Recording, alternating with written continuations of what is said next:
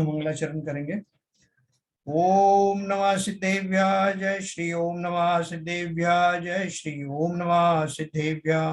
मंगलम भगवान वीरो मंगलम गौतमो गणी मंगलम कुंद कुंदाद्यो जैन धर्मोस्तु मंगलम।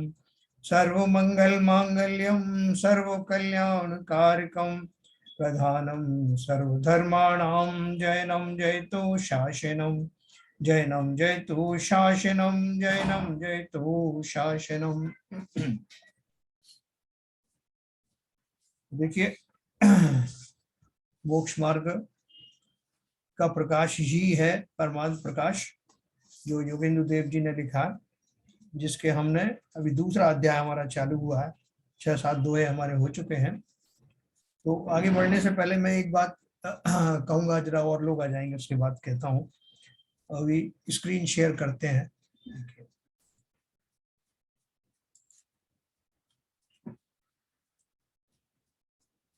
हाँ, ये हमने 7वां दोहा पहले पढ़ा था, इसको मैं दोबारा से रिपीट करता हूँ, इसका जो भावार्थ है। आगे कहते हैं कि यदि मोक्ष उत्तम सुख नहीं दे तो सिद्ध उसे निरंतर क्यों सेवन करें। हमने बात करी थी ना, यदि उत्तम अविनाशी सुख को नहीं देवे तो मोक्ष उत्तम भी नहीं हो सकता। उत्तम सुख देता है, इसीलिए मोक्ष सबसे उत्तम है। यदि मोक्ष में परमानंद नहीं होता तो हे जीव, सिद्ध परमेष्ठी भी सदाकाल उसी मोक्ष को क्यों सेवन करते, कभी भी ना सेवते। यानी ये तो उन्होंने सिद्धों की तरफ से कहा, और जो अरहंत हैं, अरहंत भी जो है वहीं जाते ना, तो अरहंत भी जो है उनके लिए अपने अपन ने पढ़ा ना, जो संसार विषय सुख हो तो तीर्थंकर क्यों त्यागे।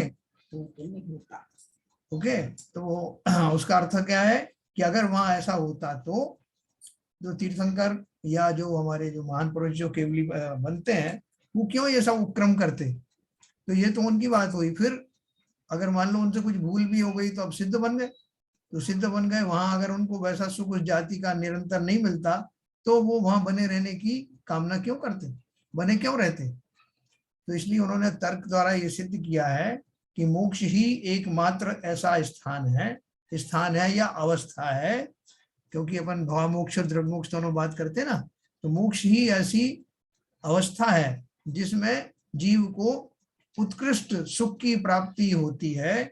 उत्कृष्ट सुख के अलावा जो अव्यवबाध होता है, जिसमें किसी तरह की बाधा नहीं आती, जो कभी कम ज्यादा भी नहीं होता, ऐसा निरंतर उस सुख का वेदन मुक्त अवस्था में या मोक्ष अवस्था में प्राप्त होता है। ये इसमें कोई संशय नहीं है।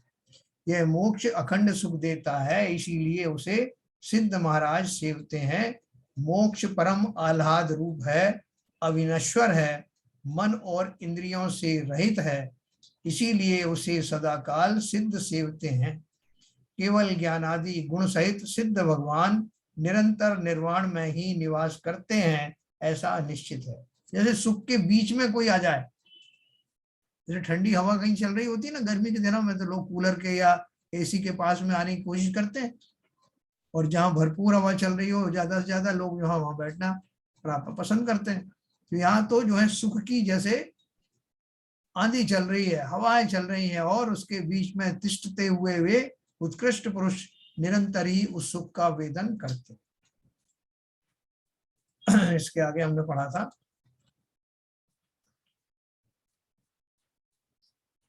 आठवां नंबर हमने पढ़ा था, हरिहर बम्बु जिणचर हरिहर बम्बु जिणवर विमुनिवर विंदि विभवो परम निरंजनी मणुधरिवो मुख जुझाए सबो। है ना, 8वां भी हमने शायद पढ़ा था, फिर भी एक बार पढ़ेंगे। इसमें थोड़ा सा साथ में एक और छूट गया है, वो मैं पढ़ता हूँ। अर्थ, सिद्धों का सुख दूसरी जगह भी ऐसा कहा है, आत्मोपादान इत्यादि। इसका अभिप्राय यह है कि इस अध्यात्म ज्ञान से सिद्धों के जो परम सुख हुआ है वह कैसा है, ये अपनी अपनी जो उपादान शक्ति उसी से उत्पन्न हुआ है ना। वो सिद्धों को सुख किसी ने दिया थोड़ी, कि दान में दे दिया हो या किसी ने कृपा कर दी हो, उनकी अपनी योग्यता के कारण वो उन्हें प्राप्त हुआ है। वह कैसा है कि अपनी अपनी जो उपादान शक्ति उसी से उत्पन्न हुआ है, पर की सहायता से नहीं है।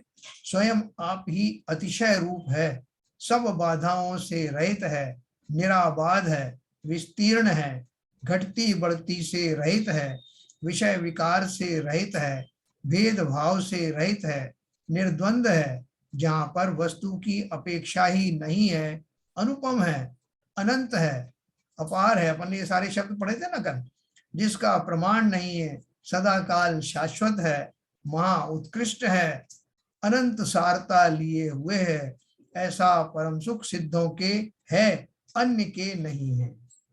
यहाँ तात्पर्य यह है कि हमेशा मोक्ष का ही सुख अभिलाषा करने योग्य है और संसार पर्याय सब ही है। देखो इसमें दो बातें आप नोट की होंगी। एक तो जो मैक्सिमम चीजें जो हो सकती हैं, जो पॉजिटिव साइड की, वो सारी इसमें दी हुई है। कोई भी ऐसी चीज नहीं है जो पॉजिटिव हो और इसमें छूटी हुई हो। इसलिए उत्कृष्ट शब्दों का उपयोग जहां जहां किया गया है, मतलब बेस्ट जो भी पॉसिबल हो सकता है वो सब दिया। फिर दूसरी बात यह है कि उन्होंने ये सिद्धों के लिए ही क्यों कहा। मैंने आपसे कहा था कि अरहंत को भी वैसा ही सुख मिलता है जैसा सिद्धों को मिलता है, तो ये दोनों में भेद क्यों हुआ। देखो भेद इसलिए हुआ कि अरहंत अवस्था जो है वो परमानेंट नहीं है ना। अरहंत अवस्था तो जब तक वो शरीर है तब तक है, और उसके बाद शरीर छूट जाने के बाद जो परम अवस्था है, जो हम सदा काल रहने वाली है, वो सिद्ध अवस्था है। सुख की अपेक्षा तो वहां पर कोई फर्क नहीं है दोनों में, लेकिन वो अवस्था भी टेम्परेरी है, अरहंत अवस्था। उसके बाद सिद्ध अवस्था होनी है। हमारे जितने भी अरहंत हुए जिनकी हम पूजन आदि करते हैं, वो सब अब सिद्ध बन चुके हैं। और सिद्ध अवस्था ऐसी है कि अब वो चेंज होने वाली नहीं है। अरहंत से तो परिवर्तित होकर सिद्ध बनते हैं, लेकिन सिद्ध से परिवर्तित कुछ नहीं होते, सिद्ध ही बने रहते हैं। ऐसी सिद्धि जो निरंतर बनी रहती है। आप छोटे मोटे जो मंत्र आदि साधना करते हो, विद्याएं साधना करते हो, तो वो भी एक काल विशेष तक ही रहती है। उसके बाद वो साधना जो है उनकी समाप्त हो जाती है। लेकिन ये जो सिद्धि है, ये सिद्ध भगवान की जो सिद्धि है, सब विद्याओं से ऊपर है, 64 रिद्धियों से ऊपर है। ऐसी वो परम सिद्ध अवस्था, उसके बारे में विचार करते करते जीव रोमांचित हो जाते हैं। सिर्फ विचार मात्र से, हम तो शब्दों से ही, आचार्य बोलते हैं हम शब्दों से ही खाली बखान कर सकते हैं, लेकिन वो जो जिन्होंने उसका अनुभव किया है, उनके आनंद की क्या सीमा है। पहुंचे नहीं उसके पहले ही उस मार्ग में रहने वाले मुनीश्वर आदि भी उस जाति के आनंद में सराबोर रहते हैं। तो ऐसा हमने 7 नंबर पढ़ा, अभी 8 नंबर और पढ़ते हैं जो पढ़ा था मैंने। हरिहर बंबु विजिणवर भी मुनिवर विंद विभवो, परम निरंजनी मनुधर भी मुखुज झाय सब। हम देखिए 8 वाले में क्या दिया। आगे सभी महान पुरुषों के मोक्ष ही ध्यावने योग्य है ऐसा कहते हैं। नारायण व इंद्र रुद्र अन्य ज्ञानी पुरुष, श्री तीर्थंकर परम देव मुनीश्वरों के समूह तथा अन्य भी भव्य जीव परम निरंजन में मन रखकर सब ही मोक्ष को ही ध्यावते हैं। जितने भी हमारे जो 63 सलाहकार पुरुष हुए हैं और भी महान पुरुष हुए हैं, वो सब उनका आराध्य एक ही है।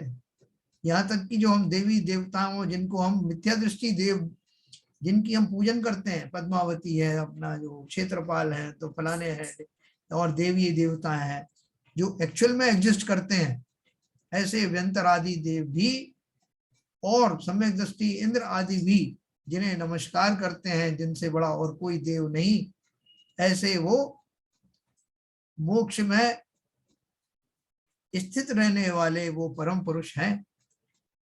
उसके अतिरिक्त और कोई परम पुरुष नहीं है। जितने भी परम पुरुष हैं उनका ही ध्यान, जो उत्कृष्ट पुरुष हैं उनका ही ध्यान करते हैं।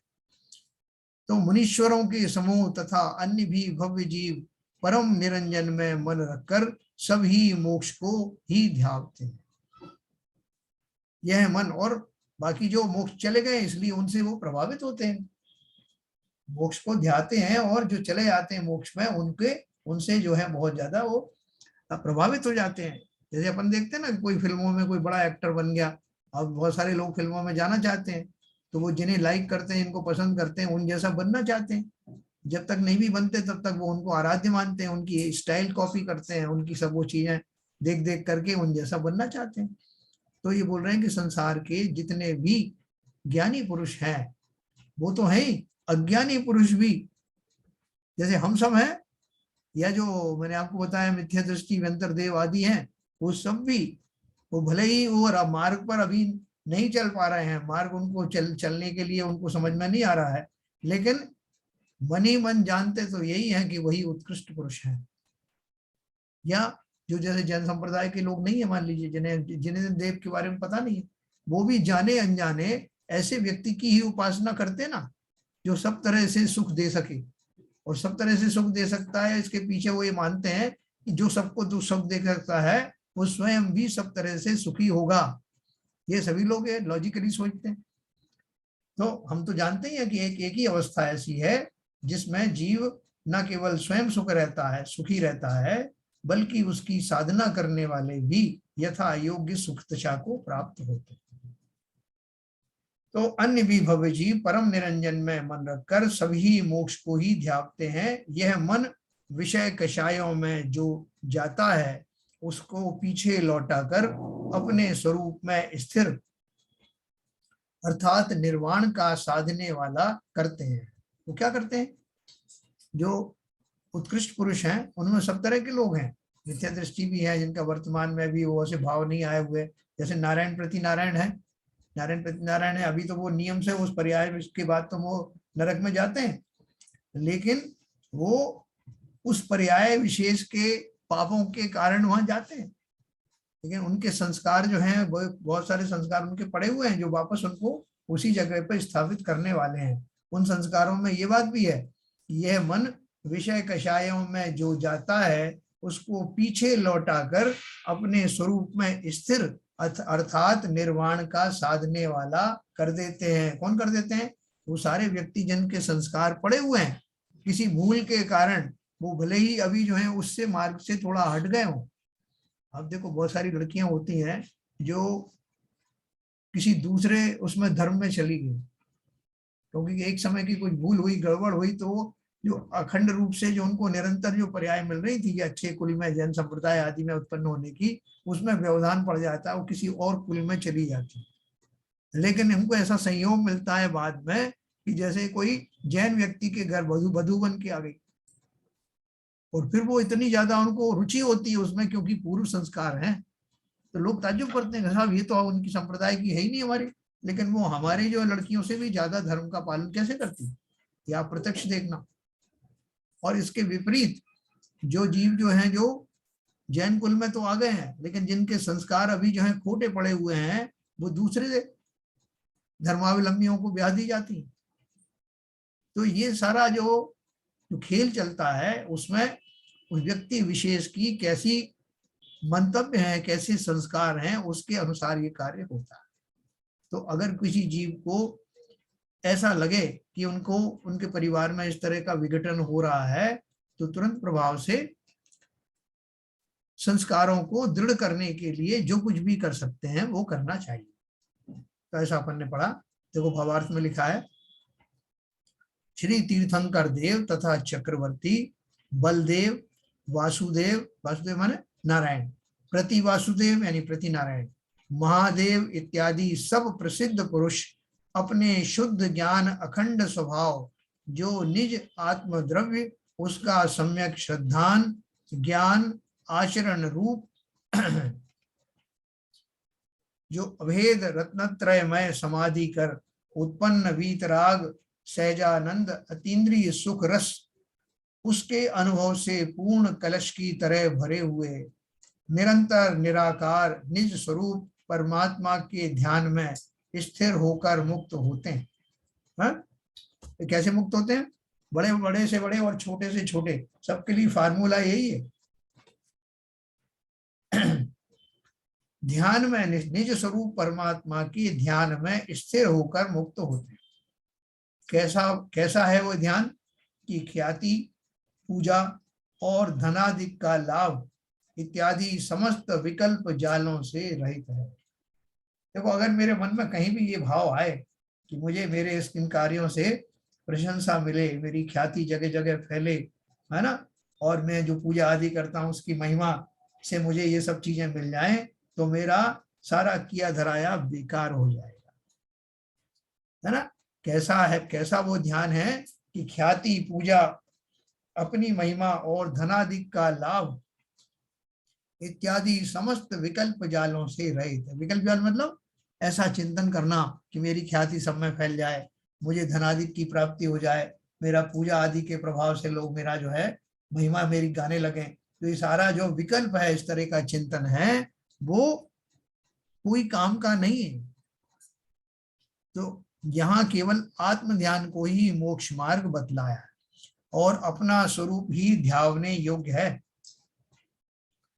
तात्पर्य है कि यद्यपि व्यवहार न कर प्रथम अवस्था में वीतराग सर्वज्ञ का स्वरूप तथा स्वरूप अथवा वीतराग के नाम मंत्र के अक्षर अथवा वीतराग के सेवक महामुनि ध्यावने योग्य हैं। क्या बताया?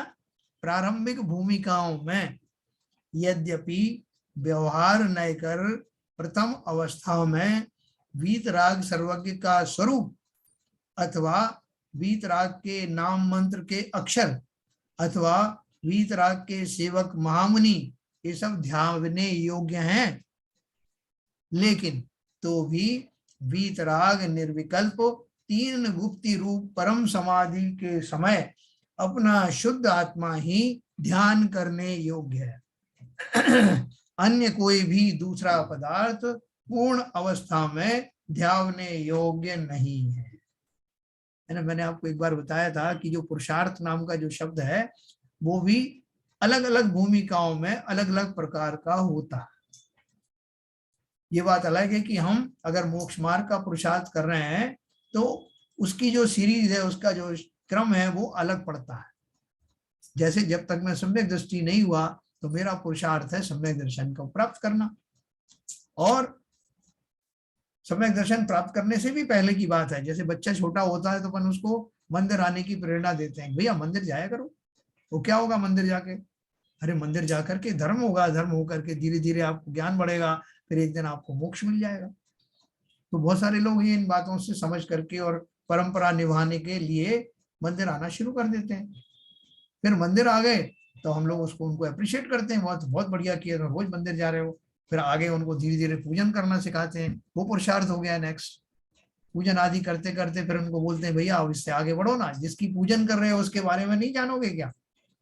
अरहंत आदि उनके गुणों के बारे में उनको सिखाया जाता है। फिर उनको और आगे की स्टेज बताई जाती है कि ऐसे गुण के धारी जो परमात्मा है, ऐसी आत्मा के धारी हम भी हैं। ये अगली स्टेप होती है। तो ये बोल रहे हैं कि अलग अलग भूमिकाओं में ये होते हुए प्रारंभिक भूमिकाओं में कहां तक, जब तक श्रेणी आरोहण नहीं होता है, बल्कि उसके थोड़ा सा और पहले पंचम गुण स्थान तक के जो जीव हैं वो इस तरह की साधना करते हैं। व्यवहार में से जो व्रत नियम संयम आदि है उनके पालन करते हैं, अनुव्रत आदि का धारण करते हैं, ठीक है। और उसके आगे जाने के बाद जब मुनि व्रत आदि धारण कर लेते हैं और छठवें गुण स्थान सातवें में जाते हैं सीधे, जैसे मुनि बनते हैं तो चौथे से पांचवें में, पांचवें से सातवें में जाते हैं, छठवें में नहीं आते। मुनि बनने के बाद सातवां गुण स्थान प्रकट होता है, फिर सातवें से किंचित जो प्रमाद दशा आने पर छठवें गुण स्थान में आते हैं। तो जब छठवें गुण स्थान में आते हैं तब उनका लेखन कार्य आदि, धर्मोपदेश, आहार आदि ये सब होता है। और सातवें गुण स्थान में जो जो विराज रहे हैं ऐसे जनराज तो गुप्तियों का पालन करने शुरू कर देते हैं। तो गुप्तियां क्या होती है मैंने आपको पहले बताया, वो समिति गुप्ति आदि अपन ने पढ़ा ना। तो गुप्तियों का अर्थ क्या है? मन वचन काय, तीन गुप्ति होती है, मन गुप्ति, वचन गुप्ति, काय गुप्ति। ये गुप्तियां क्या होती हैं? एक से एक उत्तरोत्तर जो है मुश्किल गुप्तियां होती हैं कि काया की साधना, काया ऐसी हो जाए कि जब मैं ध्यान में बैठूं तो प्रतिमावत हो जाऊं, जैसे कि जड़ मूर्ति हो, पत्थर की मूर्ति हो, ऐसा हो जाऊं। क्यों हो जाऊं ऐसा? न केवल काया से बल्कि वचन बंद हो जाए और मन के अंदर आने वाले समस्त उद्वेग, विकल्प आदि एकदम समाप्त उस दशा में हो जाए। सोचो वो कैसी दशा होगी। उस दशा में बैठ करके जीव, वो जो मोक्ष जाने वाले जीव हैं, केवल ज्ञान के अभिलाषी जो जीव हैं, ऐसी साधना करते हैं। उस साधना में किसी तरह का व्यवधान ना पड़े, क्योंकि उनको एक अंतर मुहूर्त तक एक ही ध्यान में रहना है। तो इसका उपाय करने के लिए कहीं मैं डिग ना जाऊं, वो परिचय जय करते हैं। उन तरह तरह की परिचय मुसीबत आ जाए कहीं, और मैंने ध्यान शुरू कर दिया तो ध्यान टूट ना जाए, इसलिए उसकी प्रैक्टिस करते हैं। पहाड़ पे खड़े होकर गर्मी के दिनों में, सर्दी के दिनों में नदी के किनारे, बरसात के दिनों में वृक्ष के नीचे ऐसे खड़े होकर के तपस्या करने का क्या प्रयोजन है? प्रयोजन यही है कि मैं उस काल में जब निर्विकल्प समाधि रूप चिंतन करूं, उस समय मैं कहीं बीच में मेरा वो ध्यान टूट ना जाए, क्योंकि मुझे अंतर्मुहूर्त तक सतत एक टक वो ध्यान करना है जिससे केवल ज्ञान हो जाए। जब तक नहीं होता तब तक मेरी साधना चलती रहती है। ये 3 गुप्तियों में जीव पूरी तरह से स्थिर होकर मन, वचन और काया की स्थिरता पूर्वक आराधना करता है। किसकी करता है? उस समय में स्व का ध्यान करता है। जैसे इन्होंने बताया ना, देखो तात्पर्य यह है कि यद्यपि व्यवहार न कर प्रथम अवस्था में वीतराग सर्वज्ञ का स्वरूप अथवा वीतराग के नाम मंत्र के अक्षर, ये सब किस में आता है? धर्म ध्यान में आता है। अथवा वीतराग के सेवक महामुनि वो प्रारंभिक अवस्था में ध्यावने योग्य है, तो भी वीतराग निर्विकल्प 3 गुप्ती रूप परम समाधि के समय अपना शुद्ध आत्मा ही ध्यान करने योग्य है। अन्य कोई भी दूसरा पदार्थ पूर्ण अवस्था में ध्यावने योग्य नहीं है। ये बात अभी से जान लो। भले ही हम जो है अभी उस भूमिका में नहीं आते हैं शुरू में, लेकिन अल्टीमेट हमारा गोल ये रहेगा, ये ध्यान रखना। ये जो गुप्तियों का स्वभाव मैं आपको बता रहा हूं, अभी हम मुनि बने नहीं है, लेकिन बनेंगे जब हमारी क्या अवस्था होगी, उसका स्वरूप जानने का समय आ गया है।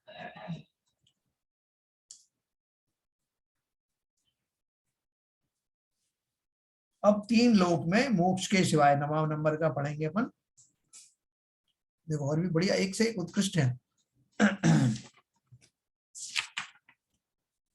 तिहुयणि जीव जत्थिणवी सुख कारण कोई, मुख मुहे विणु एक ऊपर तीर्ण विचिंत सोई। तो देखो कितना बढ़िया बात है। जो अभेद रत्न, मैंने कौन सा पढ़ा? 9वां, राइट।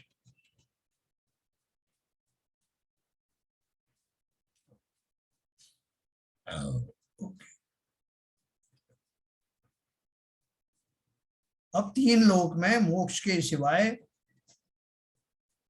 अन्य कोई भी परम सुख का कारण नहीं, ऐसा निश्चय करते हैं। ऑलरेडी निश्चय हो गया और उसको रीइंफोर्स कर रहे हैं। 3 लोक में जीवों को मोक्ष के सिवाय कोई भी वस्तु सुख का कारण नहीं है, एक सुख का कारण मोक्ष ही है। इस कारण तू नियम से एक मोक्ष का ही चिंतवन कर, जिसे कि महामुनि भी चिंतवन करते हैं।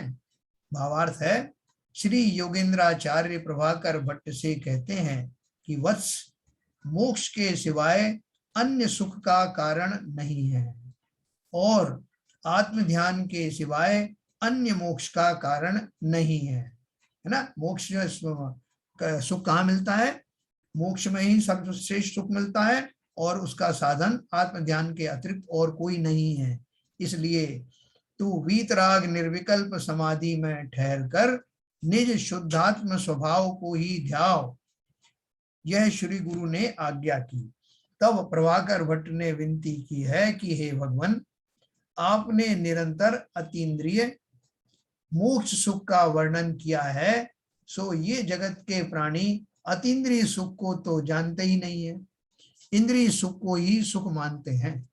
तब गुरु ने कहा कि हे प्रभाकर भट्ट, कोई एक पुरुष जिसका चित्त व्याकुलता रहित है, और पंचेंद्री के भोगों से रहित अकेला स्थित है, उस समय किसी पुरुष ने पूछा कि क्या तुम सुखी हो? क्या बोल रहे हैं? कोई एक पुरुष जिसका चित्त व्याकुलता से रहित है और पंचेंद्री के भोगों से रहित है, उस समय किसी पुरुष ने पूछा कि क्या तुम सुखी हो? तब उसने कहा कि सुख से तिष्ठ रहे हैं, उस समय पर विषय सेवनादि सुख तो है ही नहीं। उसने यह क्यों कहा कि हम सुखी हैं? हम हमारा जो चिरपरिचित जो सुख का सामग्री है पंचेंद्री के विषय तो है ना। तो बोल रहे हैं कि जिस समय उससे बात पूछी गई उस समय उसके पास और कोई विषय भोग थे ही नहीं, लेकिन फिर भी वो कह रहा है कि मैं सुखी हूं, है ना। जैसे हमसे ही अभी कोई पूछ ले इस काल में, स्वाध्याय के काल में, कि भाई साहब सुखी तो है ना? हम क्या बिल्कुल सुखी है। तो वो कैसे सुखी है? आप भोजन कर रहे हैं क्या? नहीं। क्या गंध सूंघ रहे हो क्या? नहीं। क्या कानों में संगीत बज रहा है क्या? नहीं। फिर कैसे सुखी हो आप? सुख के जितने साधन है वो आपके पास, उनको सेव नहीं रहे हो, फिर भी कह रहे हो सुखी हो। तो ऐसे ही प्रश्न उससे पूछा। उस समय पर विषय सेवनादि सुख तो है नहीं, उसने यह क्यों कहा कि हम सुखी हैं? इसलिए मालूम होता है कि सुख नाम व्याकुलता रहित का है ना। अकुल व्याकुल ना हो तो सुखी। सुख का मूल निर्व्याकुल पना है, आकुलता रहित पना। वह निर्व्याकुल अवस्था आत्मा में ही है, विषय सेवन में नहीं है। भोजन आदि जिह्वा इंद्री का विषय भी उस समय नहीं है। स्त्री सेवनादि स्पर्श का विषय भी नहीं है, और गंध माल्यादिक नाक का विषय भी नहीं है। दिव्य स्त्रियों का रूप अवलोकनादि नेत्र का विषय भी नहीं है, और कानों का मनोज्ञ गीत वादित्रादि शब्द विषय भी नहीं है। इसलिए जानते हैं कि सुख आत्मा में ही है। देखो इन्होंने जो तीन चार तरह का जो सुख दिया ना, वो तीन चार तरह का सुख किसका वर्णन किया है? देवलोक का वर्णन किया। कैसे किया है? कि भोजन आदि जिह्वा का इंद्रिय विषय भी उस समय नहीं है। देवलोक के जो देव हैं, मैंने आपको बताया कि नीचे के देवों को तो फिर भी जो विषय सुख हैं वो किंचित हैं। जैसे उनको स्त्री आदियों को देवांगनाओं का समागम मिलता है, लेकिन ऊपर ऊपर के देवों में देवांगनाएं नहीं रहती, या उनका जो है मनुष्यों जैसा इस तरह का विषय सेवन नहीं होता। मतलब ऊपर के देवों में क्या क्या रहता है? ऊपर के कुछ स्वर्गों में उन देवांगनाओं के रूप को देख करके वो संतुष्ट हो जाते हैं। उससे ऊपर के जो देव हैं वो उनके हास्य आदि सुन करके, उनके वचन सुन करके प्रसन्न हो जाते हैं। और उससे ऊपर के जो देव हैं वहां इस तरह की वांछाएं भी नहीं होती, इसलिए वहां उनका प्रोविजन भी नहीं रखा गया, है ना। आप देखो इसमें पढ़ोगे तत्वार सूत्र में ये सब डिटेल मिलेगा आपको। तो दिव्य स्त्रियों का रूप अवलोकनादि नेत्र का विषय भी नहीं है, और कानों का मनोज्ञ गीत वादित्रादि शब्द विषय भी नहीं है। इसलिए जानते हैं कि सुख का स्रोत क्या है। फिर किससे सुखी हो रहे हो? तो ने बोला सुख तो आत्मा में ही है, विषयों में है क्या? किसी आलम्बन की आवश्यकता है क्या? आलम्बनों का सेवन ही अपने आप में आकुल व्याकुलता को देने वाला है। वो है तो आप जो है भोगने के लिए आकुलता हो गई, चले गए हैं तो उनको लाने की व्याकुलता हो। ऐसा तू निश्चय कर कि जो एकोदेश विषय व्यापार से रहित हैं, उनके एकोदेश स्थिरता का सुख है। जिनका जो है पार्शली जो विषय व्यापार जो है कम हो गया है, उनका उतना परसेंट में आत्मिक सुख मिलता है। एकोदेश ना, एकोदेश स्थिरता का सुख है। जितना जितना मैं अपनी आत्मा में स्थिर होऊंगा उसके प्रोपोर्शन में, उतने अनुपात में मैं सुखी हो जाता। तो वीतराग निर्विकल्प स्वसंवेदन ज्ञानियों के समस्त पंच इंद्रियों के विषय और मन के विकल्प जालों की रुकावट होने पर विशेषता से निर्व्याकुल सुख उपजता है। इसलिए ये दो बातें तो प्रत्यक्ष ही दिखाई पड़ती हैं। कौन कौन सी? कि इंद्रियों के सुख में सुख नहीं है और विकल्पों में भी दुख ही है। सर्व तरह के विकुलताओं से अपन देखो कहीं जाए, सफर में जाते हैं कहीं और जाते हैं, पहले तैयारी की आकुलता व्याकुलता रहती, सामान रखने की आकुलता व्याकुलता है, फिर सफर करने में उसमें व्याकुल आकुल रह गए, फिर वहां उतरने के जो है व्याकुलता आ गई, फिर वहां जाकर के कैसी खातिरदारी मेरी होनी चाहिए, कैसी नहीं हो रही है, सारे थ्रू आउट आपको विकल्पों से युक्त रहोगे। एक पल भी ऐसा नहीं जाएगा कि निर्विकल्प रहो। वो सारी जो विकल्प वैकल्पिक जो जितनी भी अवस्थाएं हैं वो सारी ही दुख का कारण है। इसलिए ये दो बातें तो प्रत्यक्ष ही दीख पड़ती हैं। जो पुरुष निरोग और चिंता रहित हैं उनके विषय सामग्री के बिना ही सुख भासता है ना। बिल्कुल भाई साहब कैसे बोले, आनंद में साहब, बिल्कुल आनंद। जो वास्तव में आनंद में है वो तो किसी भी तरह का आप प्रश्न पूछोगे उनका उत्तर ये होगा, साहब बहुत आनंद, बहुत सुख। लेकिन जो ऊपर ऊपर से आपसे कह रहे हैं कि मजा में हूं, वो मजा में है नहीं। जब आप और ज्यादा कुरेदोगे, कहेंगे साहब भाई साहब ऐसे तो सब ठीक है, हमारी क्या है, थोड़ा हाथ पैर बहुत दुखते रहते हैं, थोड़ा सा अभी जो है बुढ़ापा आने लगा है, बच्चे सुनते नहीं है, बोले बस बाकी सब तो सुखी हूँ। फिर और कुरेदेंगे तो और भी बहुत सारी चीज लगेगी। तो ये संसार में किसी भी तरह से आपको सर्व तरह से सुखी होता नहीं। इसलिए उन्होंने क्या लिखा, जो पुरुष निरोग और चिंता रहित है, शरीर से निरोग है और किसी तरह की चिंता नहीं है, उनके विषय सामग्री के बिना ही सुख भासता है। ये व्यवहार की बात कर रहे हैं। और जो महामुनि शुद्धोपयोग अवस्था में ध्यानारूढ़ हैं उनके निर्व्याकुलता प्रकट ही दिख रही है।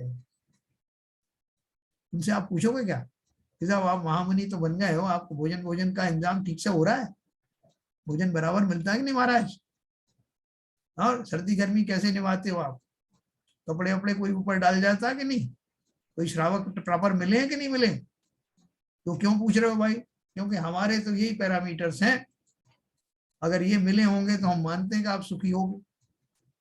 और वो कहते हैं कि नहीं हमें किसी चीज की आवश्यकता नहीं, तो अपने को डाइजेस्ट मुश्किल से होता है। लेकिन ऐसा होता है क्योंकि ये सुख दुख जो है मनोदशाएं हैं, और वो मनोदशाओं में उत्कृष्ट संयम के धारी मुनिराज को तो उल्टा है। किसी ने शरीर पर कपड़ा डाल दिया तो उपसर्ग हो गया, किसी ने भोजन आदि के बारे में बात कर ली तो उपसर्ग हो गया। पंचेंद्री के विषयों की चर्चा उन महामुनियों से क्या करोगे, क्यों करोगे। तो इसलिए उन्होंने क्या लिखा, जो पुरुष निरोग और चिंता रहित हैं उनके विषय सामग्री के बिना ही सुख भासता है। और जो महामुनि शुद्धोपयोग अवस्था में ध्यानारूढ़ हैं उनके निर्व्याकुलता प्रकट ही दिख रही है, वे इंद्रादिक देवों से भी अधिक सुखी हैं। देखो ये बात अपन को पहले नहीं मालूम थी ना, ये पढ़ने के बाद में अपन को ये बात विश्वास होता है कि वास्तव में ऐसा होगा। इस कारण जब संसार अवस्था में ही सुख का मूल निर्व्याकुलता दिखती है तो सिद्धों के सुख की तो बात ही क्या है। वो मुनिराज जो भी संसारी अवस्था में विद्यमान है और इस तरह के सुख को भोग रहे हैं जो किसी विषय सुख के ऊपर आश्रित नहीं है, जब उनका ये हाल है तो वो परम सुख के धारी, वो सिद्ध देव जिनका की आराधना ये महामुनि करते हैं, उन सिद्धों के सुख की तो क्या कहना है। इसलिए सिद्धों के सुख की तो बात ही क्या है। यद्यपि वे सिद्ध दृष्टि गोचर नहीं है तो भी अनुमान कर ऐसा जाना जाता है कि सिद्धों के भाव कर्म, द्रव्य कर्म, नो कर्म नहीं तथा विषयों की प्रवृत्ति नहीं, कोई भी विकल्प जाल नहीं है, केवल अतीन्द्रिय आत्मिक सुख ही है, वही सुख उपादेय है, अन्य सुख सब दुख रूप ही है। जो चारों गतियों की पर्याय हैं उनमें कदापि सुख नहीं है, सुख तो सिद्धों के ही है, या महामुनीश्वरों के सुख का लेश मात्र देखा जाता है। दूसरे के जगत की विषय वासनाओं में, दूसरे जगत की किसी भी विषय वासनाओं में सुख नहीं है। ऐसा ही कथन श्री प्रवचन सार में किया है। आई सय इत्यादि सारांश यह है कि जो शुद्धोपयोग कर प्रसिद्ध ऐसे श्री सिद्ध परमेष्ठी हैं उनके अतीन्द्रिय सुख है, वह सर्वोत्कृष्ट है और आत्मजनित है, तथा विषय वासना से रहित है, अनुपम है, जिसके समान सुख तीन लोक में भी नहीं है, जिसका पार नहीं, ऐसा बाधा रहित सुख सिद्धों के है। तो कितनी विस्तार से अपन सोचें कि वो जो सर्वार सिद्धि के देव हैं, बताया जाता है कि वो 33 सागर तक धर्म चर्चा करते हैं और नित प्रतिदिन नई नई चर्चा करते हैं। 33 सागर मामूली चीज है। तो वो क्या करते होंगे चर्चा में? देखो अभी अपन ने कितना बड़ा पैराग्राफ पढ़ा, उस पैराग्राफ में कोई चीज रिपीट नहीं की है और उसमें सिद्धों का वो जो गुण है उसका वर्णन संसारी जीवों से कंपेयर करते हुए बताया गया है और एक से एक अद्भुत बात बताई। ऐसे शब्दों का प्रयोग सिर्फ उन्हीं जीवों के लिए किए जाते हैं। तो सुनकर के रोमांच हो जाता है कि ऐसा जो शब्दों के द्वारा पूरी तरह से बयान नहीं किया जा सकता, ऐसा निर्व्याकुल सुख, उस जाति का सुख किन्हीं जीवों को मिलता होगा, अब इसमें कोई संशय रहा नहीं। मैं भी आपको अनम्यूट करूंगा, फिर अपन बात करेंगे। इससे पहले मैं एक चीज आपको और बताना चाहता हूँ। मैं अनम्यूट करके आपको बताता हूँ।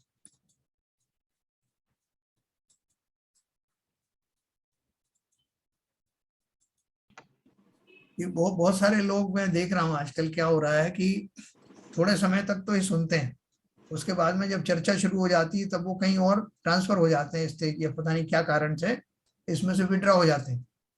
तो मैं आप सबसे एक निवेदन करना चाहता हूँ कि जो अपन पढ़ते हैं ना, पढ़ने के बाद जो अपन विश्लेषण करते हैं उसका, वो और भी ज्यादा इंपॉर्टेंट है।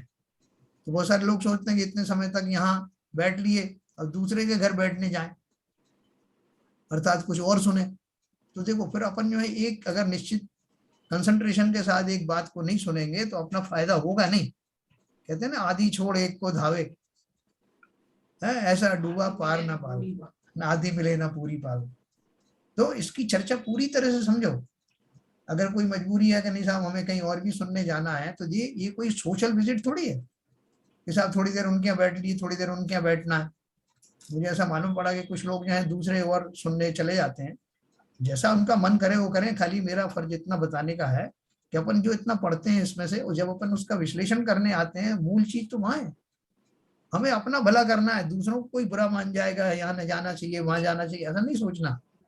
ये मोक्ष दशा है, ये निस्वार्थ दशा है, स्वार्थी दशा है। इसमें मुझे अपना कल्याण करना है, मुझे इससे कोई मतलब नहीं। 10 जगह जाने से कोई फायदा नहीं, अगर जाते हैं तो मुझे पक्का पता भी नहीं।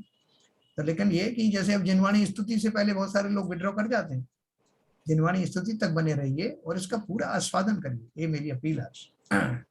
जैसा बोलिए। अगर जिनवाणी स्तुति अगर नहीं करते हैं जी, तो ये स्वाध्याय की अवमानना होती है। बिल्कुल मानना होती है, बिल्कुल होती है। तो ये इस चीज का थोड़ा ध्यान रखें। हाँ, जिनवाणी स्तुति तक जब तक क्लोज नहीं हो जाता है, जब तक हाँ, अपन काय उत्सर्ग नहीं कर देते हैं, जी, तब तक हमारा फर्ज बनता है कि जिनवाणी को, अपने जिनागम को रेस्पेक्ट देना है। बिल्कुल बिल्कुल। सबसे पहले तो उस चीज का हमें अनुकरण करना चाहिए। मोक्ष की दशा प्राप्त करना तो बहुत ऊंची बात है। बिल्कुल सही बात है। जो अपना व्यवहार अपना चल रहा है इसमें तो करना ही पड़ेगा। या एक बार आप जुड़ गए तो कोई मजबूरी हो तो बात दूसरी है, मगर ऐसा नहीं है कि एक पान की दुकान से दूसरी पान की दुकान पर घूम रहे। अपने कोई ऐसी मजबूरी थोड़ी, अपन को तो आत्मा का जहाँ अपना कल्याण हो वो काम करना है ना, और स्थिरता से करना है। इधर उधर जो अपना भ्रमित उपयोग को इधर उधर लगाओगे तो यहाँ भी नहीं मिलेगा, वहां भी नहीं मिलेगा। क्या बाबू जी कुछ कहना चाहते हैं? मैं ये कहना चाह रहा हूँ, जहाँ जाते हैं वहां भी तो आत्मा के बारे में बात बताई जा रही है। हाँ, तो उसी आत्मा की बात एक जो सुन लोगे तो समझ में भी आएगी। आधी यहाँ सुनोगे आधी माँ सुनोगे तो न समझ में आएगी न समझ में आएगी। नहीं बाबूजी, यहाँ आत्मा की बात होती है, वहाँ कुछ और बात होती होगी। नहीं, जहाँ पर जा रहे हैं वहां भी शास्त्र, जैन शास्त्र की प्रवचना होती है। जैन शास्त्र के अलावा कोई अन्य शास्त्रों में तो कोई जाएगा नहीं। कोई मैं रामायण और हनुमान जयंती में तो कोई जाएगा नहीं। मतलब मैं तो जाऊंगा जो जैन है, तो जैन शास्त्री जहाँ स्वागत चल रहा होगा, इसलिए जाना भी जा सकते हैं। भाई मैं नहीं जाऊंगा तो वो बुरा मान जाएंगे। तो इसमें बुरा भले मानने की बात नहीं है। स्वाध्याय आप अपने कल्याण के लिए कर रहे हैं। बस किसी को ऐसे जन्म की संतुष्टि के लिए नहीं कर रहे। सही बात। कोई ऐसी जगह बुरा मान जाएंगे, हम चले जाएंगे, तो भाई हमारी मर्जी, हमने ये जगह नहीं बैठना चाहते, हमें दूसरी जगह अच्छा लग रहा है। तो का तात्पर्य यही है कि जहां भी जाए, आत्मा, अपने आत्मा के सुख के लिए जो कुछ मिल रहा है उसका ज्ञान लें। बिल्कुल। वहाँ का ही पूरा सुने तो confuse एक जगह का सुनेंगे तो वो जो तारतम्यता जो चलती है ना, हाँ, वो बिल्कुल सही तारतम्य कहा। बनी रहेगी। चलिए, अच्छा, सबको समझ में आ रहा है? एक प्रश्न था मेरा, हाँ बोले। ये पेज नंबर 121 पे दुआ नंबर 8 में है, हाँ इसमें जो भावार्थ में श्री तीर्थंकर देव चक्रवर्ती बलदेव वासुदेव ये नारायण प्रतिनारायण जो बताया था, जी। उसके बाद ये आया था महादेव। हाँ हाँ। महादेव का क्या औचित्य है, मतलब वो समझाएगा? वैसे महादेव जो है ये जैसे इन लोगों में, के लिए आया वो, हाँ तीर्थंकरों के लिए आया। नहीं, तीर्थंकर के लिए नहीं आया वो। मैं आपको थोड़ा देख के बताऊंगा आपको, क्योंकि महादेव तो वैसे इन लोगों को जो इनके जो आराध्य हैं, जो वैष्णव संप्रदाय है, उसमें वो तो बात सही है, उनमें बताया है महादेव यहाँ। इसमें तो देखिए, तीर्थंकर चक्रवर्ती हमें समझ में आते हैं, बलदेव नारायण प्रतिनारायण। हाँ उसके बाद रुद्र, हाँ, रुद्र को भी महादेव कहते हैं, ये बात ठीक है। रुद्राभिषेक करते हैं ना जो, अच्छा, तो जो रुद्र है वो, हाँ वो हो सकते हैं। लेकिन रुद्र अलग शब्द भी दिया है शायद उसमें, नहीं अलग नहीं, हाँ? नहीं यहाँ पर रुद्र नहीं आया इसमें। हाँ तो फिर वो उसको ही, मतलब सही कह रहे हो। पदमचंद जी कह रहे हैं, वो सही कह रहे हो। हाँ। चलिए ठीक, आगे। तो जन साहब एक क्वेश्चन था इसमें, जी जैसे पहले भी हमने जब पढ़ा था, जो आपने बताया था कि जैसे एक मछली बेचने वाली है, जी। उसको फूलों के से सैया पे भी नींद नहीं आएगी। हाँ तो ये जो सुख है वो तो अपने भावों में है, एक्चुअली में वस्तु से सुख नहीं मिलता है। हाँ तो ये तो सुख का आवाज, जैसा यदि हम वो आदत डालें जो सुख में, तो जो हम लोग जो आत्मा की बात करते हैं और उसमें लीन होने लगे, तो वहीं सुख मिलना चालू हो जाएगा। क्योंकि सुख यदि वस्तु में होता तो फिर जो बहुत से लोग हैं, जैसे कीड़े होते हैं, बहुत सारे जीव होते हैं, उनको अलग अलग चीजों में संतुष्टि मिलती है। ऐसा किसी का भी नहीं होता कि सबको एक ही तरह से सुख मिलता हो, ऐसा कोई जरूरी नहीं होता। तो ये भावों के सुख की बात है, तो भावों का सुख तो जब अपना उसमें जब तल्लीन हो जाएंगे, आत्मा में जब रम जाएंगे, और तो उसमें तो सुख मिलना चालू हो ही जाएगा, उसमें तो कोई किंतु परंतु होना ही नहीं चाहिए। देखो, आपने बहुत सही बात कही। न केवल वस्तुओं से सुख नहीं मिलता, बल्कि जो सुख वस्तुओं के माध्यम से हमको लगता है कि मिला है, वो भी मानसिक सुख ही होता है। हम ऐसा मानते हैं कि मैं इसमें सुखी हुआ। जैसे भोजन आदि जो है उसकी जिह्वा के ऊपर से गए, तो उनमें से जो जो रस निकले उनका जानकार मैं हूं, और उनमें से कुछ रस को मैं अच्छा मानता हूं, किसी को बुरा मानता हूं। तो वो जब रस निकले तो मानसिक रूप से मैंने सोचा कि मेरा मन चाहा जो है वो उसमें से रस गुजरा। अब देखो वहां पर जो अमेरिका में एक वो कौन सा झरना है, वो कौन फॉल है ना, वो नियाग्रा फॉल जो कनाडा में है। हाँ नियाग्रा फॉल, नियाग्रा फॉल। हाँ, वो नायग्रा फॉल में आप देखिए, उसमें धीरे धीरे वो कई कई कलर जो है उसमें बीच में उतारते हैं वो। तो उसमें सबकी अपनी अपनी पसंद होती है, किसी को हाँ ये आया मेरी पसंद वाला कलर, ये और भी अच्छा आया। तो वो सब क्या हो रहा है, मानसिक रूप से ही तो आप उसमें सुखी दुखी हो रहे हो कि मेरी पसंद का है। ना तो उसमें आपके शरीर में घुस गया, ना आपके दिलो दिमाग पे छा गया, ना उससे कोई, आपने बस अपने मानसिक रूप से उसको अच्छा माना, तो इसमें आप सुखी दुखी हो रहे हो। आपकी पसंद का नहीं आया तो आप दुखी हो गए। ऐसी रस का है, ऐसी स्पर्श आदि का है। स्पर्श आदि सुख में भी मैं मानता हूं कि मैं फला फला क्रिया कर रहा हूं, इसलिए मैं सुखी हो रहा हूं, वो मानसिक संतुष्टि ही है। सुखाभास है सर ये। आप बोलते हैं ना, ये तो केवल सुखाभास है ये। हाँ अनंत अवस्था में जो निर्वाध सुख मिलता है, हाँ। चार वो कर्म, अतीन्द्र सुख, निर्वाध सुख, निर्वाध हाँ। जो सुख मिलता है, और उसके बाद में सिद्ध अवस्था में होती है जी। तो वो जो वही सुख कंटिन्यू करके और बढ़ जाता है क्या, कि वैसे ही चलता रहता है? क्योंकि वो तो वहां तो चार घातिया कर्म गए हैं, और चार घातिया जो अघातिया कर्म रह गए हैं। तो चार अघातिया कर्मों का जो एडिशनल है वो तो उसमें एडिशन होता होगा उसमें सिद्ध अवस्था में तो। देखो ये बात तो अपन कई बार कर चुके ना। हाँ जी।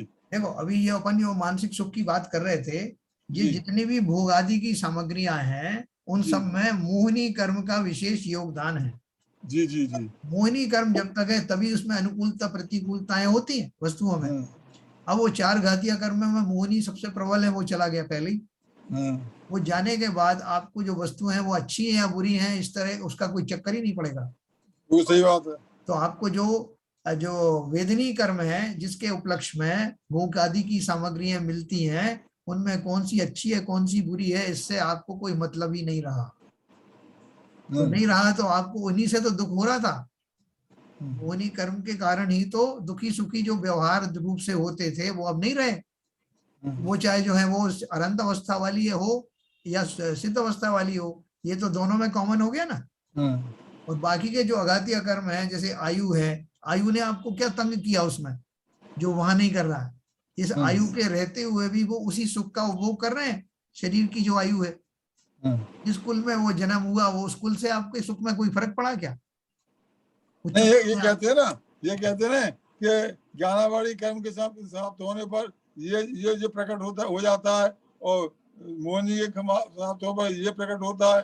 और इस तरीके से बताते हैं ना, चार घातिया कर्मों का अलग अलग ये अनंत सुख, अनंत दर्शन, अनंत वीर, अनंत ये जो अलग अलग कैटेगरी करी है। तो वही मैं कह रहा था, जब सिद्ध हो जाते हैं तो अगले जो 4 जो घातिया कर्म उनके समाप्त होने पर भी अलग अलग कैटेगरी के जो सुख हैं, अनंत दर्शन, अनंत दुख, अनंत सुख और अनंत वीर, और ये सब उस उद्देश्य में बात कर रहा था। नहीं देखो 2 बात है इसमें। एक तो ये है कि जो अनंत चतुष्टय का जो जिस समय उत्पत्ति होती है उस समय ये चारों कर्म एक साथ गिर जाते हैं। मतलब जब आप 12वीं गुण स्थान को क्रॉस करते हैं तो उसके पहले ये सारे कर्म निबट जाते हैं और सब अंतर्मुहूर्त में निबट जाते हैं, खत्म हो जाते हैं, अंतर्मुहूर्त में चले जाते हैं, एक साथ चले जाते हैं। बिल्कुल सही है।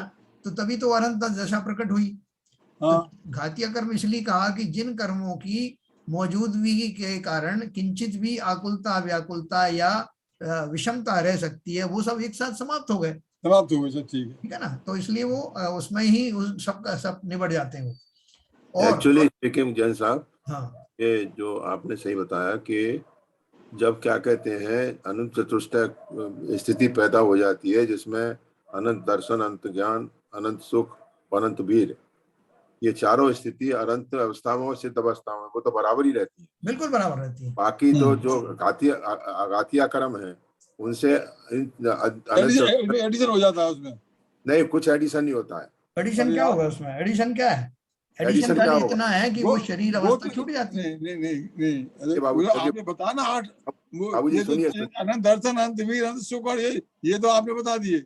इनके ये भाई साहब बताया वो निभा चलते रहते हैं क्योंकि वो तो खत्म हो गए। लेकिन अब जो 4 जो अघातिया कर्म रह गए उनसे भी तो कुछ प्रकट होता है। वही तो सुनिए बाबूजी, वही तो मैं बता रहा हूँ। हाँ, जो अघातिया कर्म से इन चारों पर कोई फर्क नहीं पड़ता है, इन चारों पर नहीं पड़ता। लेकिन हाँ, तो उसके बाद तो उनका देखिए आयु कर्म का है, जो आयु कर्म है, आयु कर्म समाप्त होगी, अशरीरी होंगे, ठीक है। और बाकी जो इसका भी नहीं, इसके कोई शक्ति को कौन सी भाई साहब वो याद नहीं है। चारों जो है अघातिया कर्म के समाप्त होने पर भी जो 85 प्रकृतियां जो चारों प्रकट होते हैं, 85 प्रकृतियां, 4 गुण है वो। एक मिनट सुनो। देखो अब ऐसा है कि ये जो अनंत चतुष्टय है इनका एक पैकेज है पूरा। पहली बात, ये एक साथ होते हैं, ठीक है। अब दूसरी बात, आप ये जानना चाहते हो कि भाई अनंत और सिद्ध अवस्था में कुछ फर्क होना चाहिए ना। तो उनको क्या एडिशनल मिलता है? तो एडिशनल ये मिलता है कि जो सुख उन्होंने अनंत अवस्था में जो पाया है अब उसकी तारतम्यता बनाने वाली स्थिति मिल जाएगी जिसके बाद वो कभी नष्ट नहीं होंगे। नहीं होगा, सही बात। तो वो एक पर्याय जो है उसमें से चेंज होती है। अनंत अवस्था से अनंत अवस्था में वो शरीर बना रहता है, खाली इतनी बात है। अब वो थोड़ी देर के बाद वो शरीर भी छूट जाएगा और शरीर से जुड़े हुए बाकी के 3 अघातिया कर्म भी शरीर से जुड़े हुए हैं। आयु, नाम, गोत्र और वेदनी, ये शरीर से जुड़े हुए, वो भी सब उस शरीर के साथ समाप्त हो जाएंगे। तो अगली जो स्थिति आएगी वो कैसी आएगी? वो अव्ययवाद सुख की आएगी जिसमें कोई पर्याय परिवर्तन नहीं होगा। नहीं होगा, सही बात। ये ना सुख की जाति तो वही है, लेकिन एक सही बीच बात। में एक पर्याय जो ट्रांजिशन वाली पड़ती है वो समाप्त हो जाएगी। सही बात। तो अपन को अनंत बनना है कि सिद्ध बनना है? डायरेक्ट सिद्ध बने। अरे यार, अनंत बनेंगे तो सिद्ध अपना बन जाएंगे। तो हाँ रास्ता तो वही है, तो जैन साहब रास्ता वही है। हाँ, बोलिए शैलेश मानसिक भाई। सुख की बात कर रहे थे हम, जी तो जैसे अभी हमारा जैसे घर में, कार में, और उसमें नई लेने आने पे जो हमको सुख मिलता है बड़ा, तो वो जो ये जो इसको इस गिद्धता को कम करें तो मतलब सुख का आभास, मतलब उसकी मतलब जरूरत, मतलब आप प्रैक्टिस तो चालू कर ही सकते हैं, मतलब 100%। अब आज से और अभी से संसार में मैं सुखी ही हूँ, संसार में रहते हुए भी। अपन ने इसमें पढ़ा ना अभी, संसार में रहते हुए भी जो ज्ञानी इस बात को एहसास करने लगते हैं कि वास्तव में निर्व्याकुल अवस्था, आकुलता व्याकुलता से रहित अवस्था ही सुखीपना है, और मैं अपनी भूल से ही आकुल व्याकुल हूँ। वास्तव में मेरे पास कोई सामान नहीं है जो आकुल व्याकुल करे। खाली ये चिंतन, इन सुख विषय सुख आदि में सुख मानना, इनके छिन जाने में दुख मानना, मान अपमान के प्रसंगों में दुखी हो जाना, ये मेरे चिंतन की तो कमी है। बाकी तो इनका एग्जिस्टेंस है ही नहीं। जिन्होंने ये बात मान ली है, स्वीकार कर ली है, वो मानसिक रूप से आज से और अभी से सुखी हो गए। जैसे पहले कभी कोई मीटिंग होती थी जिसमें कोई बात आपकी बात को नहीं मानी जाती थी, जी और हम उसमें वस्तुतः सही हैं हाँ सिद्धांतिक रूप से, क्योंकि हमको मतलब हमारा एक्सपर्टाइज है उसमें, तो हम बड़े मतलब नाराज से हो जाते थे, और क्या है यार कि समझते नहीं हो, सुनते नहीं हो। लेकिन अभी बड़ा आनंद आता है, अपनी बात कह के पीछे हट जाते हैं, फिर हम देखते रहते हैं, लोग उसको काटते रहते हैं, मीटिंग खत्म हो जाती है, चले जाते हैं, फिर 4 दिन बाद जब बात मानी जाती है तो लोग कहते हैं अरे यार ये तो बात पहली मीटिंग में करी दी थी इन्होंने, हाँ तो बड़ा, और वो कहते हैं अरे यार आप तो बोले ही नहीं उस दिन, तो मैंने बता तो दी थी, वो उसके लिए झगड़ा थोड़ी करेंगे अभी हम। हाँ तो वो सुख जो मतलब अभी पहले होता था, मतलब थोड़ी वो आ जाती थी, मतलब जैसे कहते हैं ना कि अरे यार मानते ही नहीं है लोग, कोई इनको समझते ही नहीं है, अब वो मानना समझना छोड़ दिया, बोला आप समझो, बात जो बता दी, हाँ, हमें तो हमें जो उसका कहना सुख था वहीं हमने से कह चालू हो दिया। जाता है। सही, बिल्कुल सही, बिल्कुल सही है। और यही भावना रखनी चाहिए। हमने अपना अपना धर्म कर दिया, हमने जो कहना था वो कह दिया। अब आप उसे विचार करो, विमर्श करो, एक बार नेगेटिव में जाओ, फिर पॉजिटिव में जाओ, फिर आगे जाके फिर नहीं, तो ये विचार विमर्श चलते रहेंगे। लेकिन हमें संतुष्ट बात हो जाना चाहिए कि हमने जो बात अपनी कहनी थी वो कह दी। बहुत सही बात बहुत सही आपने बात करी। मैं बहुत सही बात कही, बहुत सही फाइनल बात। एक चीज इसमें आपको बताता हूँ। अगर मान लो अपन इस तरह चिंतन करें कि मैंने जो बात कही है अगर वो लोगों ने मान लिया तो मुझे क्या मिलेगा, और नहीं सही मानी, बात, नहीं मानी बात तो मेरा क्या नुकसान हो जाएगा। बिल्कुल सही बात। ये सोच के देखना तो मालूम पड़ेगा मैं बेकार में जो है इतना परेशान हो रहा हूँ झगड़े में, उन्होंने मेरी बात नहीं सुनी या मुझे ये कह देना चाहिए था, क्या हो जाने वाला है। और उसकी पूरा कराने के लिए फिर प्रयास करना। तो जैसे आप एक बात को कह करके उसको फिर ये सही कह रहे हैं आप बिल्कुल। एकदम साहब और शैलेंद्र जी ने बहुत अच्छी बात कही है, बहुत बढ़िया बात कही है। क्योंकि जैसे हम आईटी के क्षेत्र में, देखिए आईटी के क्षेत्र में हम ये कहते हैं, एक मिनट सीवी जन, एक मिनट, आईटी के क्षेत्र में हम कहते हैं कि आपको जैसा सिस्टम बनवाना है बनवाओ, आप हमारी बात मत मानो, हाँ हमारा बिल चालू रहना चाहिए, आज बनवाओ कल उसको तुड़वाओ, फिर नया बनवाओ, फिर तुड़वाओ, फिर नया बनवाओ, तो हमको इससे फर्क नहीं पड़ता, हम तो आप जैसा बोलोगे बना देते हैं। तो मतलब जैसा होता था पहले, बड़े हम नाराज हो जाते थे, अरे भाई हम सही स्टैंडर्ड प्रैक्टिस बता रहे हैं, हम ये सब बता रहे हैं, बेस्ट प्रैक्टिसेस बता रहे हैं, आप क्यों नहीं फॉलो कर रहे हो। अब वो जिद छोड़ दी हमने, बोला हमारा बिल चालू, हमारी सैलरी तो टाइम पे मिलेगी और बढ़ के ही मिलेगी, कोई चिंता की बात नहीं है, आपको करवाना है तो मानो या मानो ना मानो। तो ये जो खेद खिन्नता जो आती थी पहले डिस्कशन के टाइम में, वो इस स्वाध्याय से बहुत कम हुई है। ये ना कि बिजनेस, अपने घर में भी खेद खिन्नता कम हो गई, एक बार बात करके पीछे हट जाते हैं। शैलेंद्र जी, मैं एक बात कहना चाहता हूँ। बाबूजी ने स्टेटमेंट दिया, आपने दिया, उसमें मेरा एक स्टेटमेंट देना चाहता हूँ। देखिए बाबूजी, जो शैलेंद्र जी ने बात की है वो इस समय अपनी ड्यूटी कर रहे हैं, ऑफिशियल नौकरी कर रहे हैं। वो मीटिंग में उनका प्रपोजल देना उनका एक कर्तव्य है, और वो कर्तव्य के वशीभूत होकर जो अपने दिया, उन्होंने सुना नहीं सुना वो एक बात है। जब हम कोई ड्यूटी नहीं कर रहे हैं, हम उससे निर्वृत्त हो गए हैं, तो हम किसी झगड़े में नहीं पड़ना चाहते हैं, किसी भी कंट्रोवर्सी में नहीं पड़ना चाहते हैं, तो हम प्रपोजल दें ही क्यों? क्या हमको इनिशिएट करता है प्रपोजल देने के लिए? जरूरत क्या है? हम क्यों मीटिंग अटेंड करें? हम उसमें क्यों चर्चा करें और विकल्प अपने लिए लाएं कि मेरी बात नहीं मानी, अच्छा है मैंने तो कह दिया, जो आपको मर्जी आए, जो आप अच्छा लगे वो करो, करना है तो पूरी तरह करो, नहीं करना है तो इधर मत करो। दो नाव में पैर रख के बात करना ये उचित नहीं है, मेरा कहने का मतलब ये है। नहीं, वो जो भी है, देखो सबसे बड़ी बात एक और मानो, जो ट्रम्प की बात ये है, वो बात ये है कि अल्टीमेटली होगा वही जो होना है। हाँ, बहुत सही कहा। देखिए इसलिए अपन क्यों विकल्प में उलझे? जैन साहब अल्टीमेटली जो होना है वो तो होना है, हाँ, पर हम अपने लिए विकल्प और विकल्प क्यों पैदा करें, मेरा कहने का मतलब ये है। नहीं, वो मूल कारण ये है, हम अलग-अलग अपने जीव के, अपने आत्म उसके लिए, संतोष के लिए हम विकल्पों में क्यों पड़े? देखो ऐसा है, वो ये सब चीजें भूमिकाओं में धीरे धीरे आती हैं सीवीजन साहब, एकदम नहीं आती हैं। नहीं वो बात सही है, नहीं जो एकदम नहीं चर्चा, आती। हाँ। जो पॉइंट हुआ उस पर पॉइंट मैंने रखा है। हाँ, नहीं मतलब अपन देखो, जो भी अपना जो प्रोसेस चल रहा है वो एब्रप्टली नहीं होता, नहीं वो तो बात सही है, जीवन में नहीं धीरे धीरे आता है ये सब। वो बात सही है, मैं थोड़ी कह रहा हूँ कि हाँ। आज ही क्या कहते हैं झंडा खड़ा कर दो, हाँ, वो तो धीरे धीरे आएगा, मगर बात ये है दो नाव में पैर रखना तो उचित नहीं है, बात ये है असली। नहीं वो जो रखेगा वो अपने विकल्पों में फंसा रहेगा, सीधी सी बस बात। वही बात है, फिर मत कहो कि हम स्वाध्याय से निर्विकल्प हो रहे हैं। नहीं होते हैं, सबका अपना अपना वो पेस होता है, स्पीड होती है, दशाएं होती हैं, सब एक जैसा नहीं है वो गवर्न करते। तो एनीवे सबके जीवन में ये निराकुलता कैसे लाई जाए उसका मास्टर वो स्वयं ही है।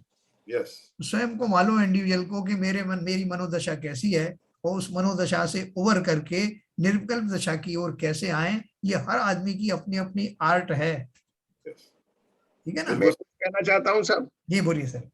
नहीं, मैं तो बस इतना ही कहना चाहता था कि जब मेरे को एक साइड में एक तरह की बातें करने में सुख आता है, हाँ, तो निर्विकल्प अपने आप हो जाऊंगा मैं धीरे धीरे। जब मुझे सुख आने लगेगा, बहुत सुख आने लगेगा किसी एक पर्टिकुलर स्टाइल में बात करने में, स्टाइल से सुनने में या समझने में, तो अपने आप ही निर्विकल्प हो जाएगा। मुझे कोई मतलब नहीं है दूसरी बातों को। हाँ, बहुत बढ़िया बात की। सुख उत्पन्न अपने आप होगा। बिल्कुल सही बात है। ऐसे ही तो जो विकल्प ऐसे ही तो खत्म होंगे शुरू होंगे। तो चलिए बहुत अच्छा है, सब लोगों को थोड़ा सा अपन लोग बढ़ रहे हैं धीरे धीरे, भले ही 1-1 मिलीमीटर आगे बढ़ रहे हैं, लेकिन बढ़ तो रहे हैं। ठीक है सर? आपने बहुत बढ़िया गुरुमंत्र की बात कही। चलिए जिनवाणी स्तुति करेंगे। नरेश जी नहीं आया ना? आप ही करिए। क्या तम नाश वे को ज्ञान के प्रकाश वे को, आपा पर भास वे को भानु सी बखानी है।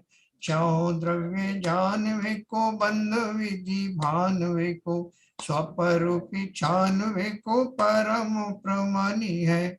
अनुभव बताए वे जीव के जताए वे को, काहू न सताए वे को भव्य और आनी है। जहाँ तहाँ तार वे को, पार के उतार वे को, सुख विस्तार वे यही जिनवाणी है। हे जिनवाणी भारती तो जपू दिन रैन, जो तेरी शरणा गहे सो पावे सुख चैन। जावाणी के ज्ञान ते सूझे लोकालोक, सो वाणी मस्तक धरूं सदा देत हूँ धूप। जिनवाणी माता की जय। नमस्कार।